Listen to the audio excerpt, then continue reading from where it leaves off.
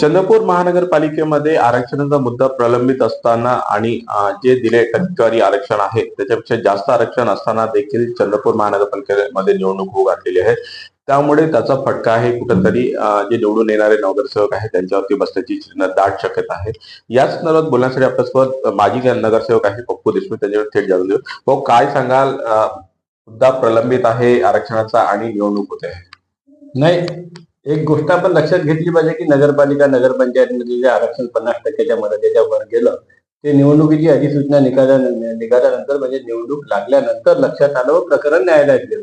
परंतु चंद्रपूर महानगरपालिकेची आरक्षणाची प्रक्रिया पूर्ण झालेली नाही आहे. फक्त सोडत झाली, आक्षेप मागवले, आक्षेपवर सुनावणी झाली नाही, अंतिम आरक्षण जाहीर झालं नाही. ही प्रक्रिया अपूर्ण असताना त्याच्यामध्ये सुधारणा करून 50%च्या आतमध्ये आरक्षण आणणं सहज शक्य होतं. तसं केलं नाही आणि निवडणुका जाहीर केल्या. दोन प्रश्न उपस्थित होतात. आरक्षण 50%च्या आरक्षणाची प्रक्रिया अपूर्ण ठेवून निवडणूक जाहीर करता येते का? माननीय सर्वोच्च न्यायालयाने याबाबत वेळोवेळी निर्देश दिलेले आहेत. कायद्यात नियमामध्ये तरतूद आहे आणि तशा पद्धतीने ते तपासलं पाहिजे होतं आणि ते सुधारणा करून 50%च्या आतमध्ये आणलं तर समोरचं संकट टळलं असतं. परंतु तसं केलं नाही. दोन ओबीसी उमेदवारांचा बळी, त्यांच्यामध्ये राजकीय कारकिर्दीचा बळी याच्यामध्ये जाऊ शकतो आणि तसं झालं तर त्यांच्या निवडणुकीचा खर्च देणार का? त्यांना जो त्रास होता त्याची नुकसान भरपाई देणार का?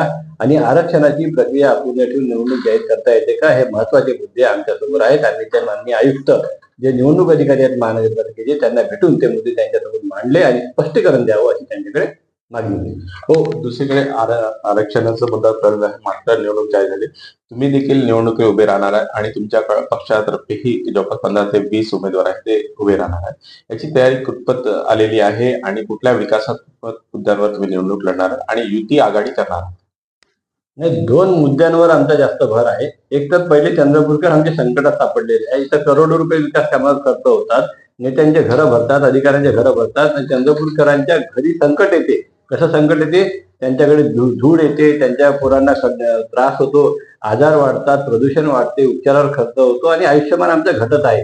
या संकटातून मी चंद्रपूरकरांना काढण्याचा प्रयत्न करणार आहे. मी स्वतः एक इंजिनियर आहे आणि नगरसेवक म्हणून 5 वर्ष पूर्ण अनुभव घेतला आहे.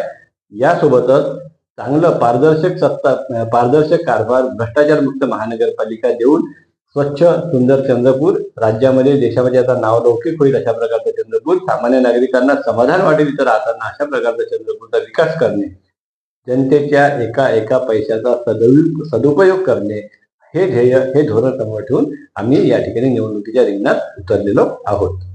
एकंदरीत हे जे स्वच्छ आणि पारदर्शक कारभार घेऊन आम्ही निवडणूक पुढे जात असल्याचं मत पप्पू देशमुख यांनी व्यक्त केलं. अनिल ठाकरे, लोकशाही मराठी, चंद्रपूर. लोकशाही मराठी, ऐका, पहा, जागरूक रहा.